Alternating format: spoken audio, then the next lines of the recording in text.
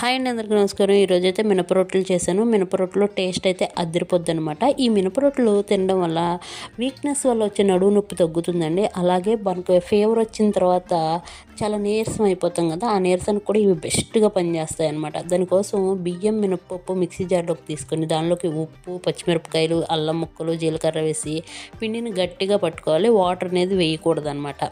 ఇలా తిక్కుగా పట్టుకున్న పిండిని చెయ్యి తడి చేసుకొని అంత పిండి ముద్ద తీసుకొని పెనం మీద ఆయిల్ వేసి, పెనం కంటే మూకుడులో కూడా వేసుకుని ఇవి పర్ఫెక్ట్గా వస్తాయండి.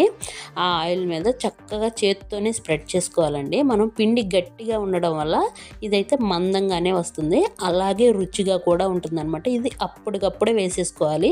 పిండిని ఎక్కువసేపు అలా ఉంచితే అంత టేస్ట్ బాగోదు. వెంటనే పిండి పట్టుకోవడం అలా వేసేసుకోవడమేనమాట. మనం కొంచెం ఆయిల్ స్ప్రెడ్ చేసుకొని మంటని సిమ్లో పెట్టి కొంచెం టైం అయినా పర్లేదు మంచిగా కాలనివ్వాలి. ఈ రొట్టెని రెండో వైపు టర్న్ చేసుకోవాలి. ఇదైతే టేస్ట్ కూడా చాలా అంటే చాలా బాగుంటుంది. ఒకసారి అయితే ట్రై చేయండి. మన ఛానల్ అయితే సబ్స్క్రైబ్ చేయండి. ఎప్పటి నుంచో ట్రై చేస్తున్నాం. చూసేవారందరూ దయచేసి లైక్ చేయండి. నేనైతే 6 చేశానండి. మనిషికి ఒకటి పర్ఫెక్ట్గా సరిపోతుంది.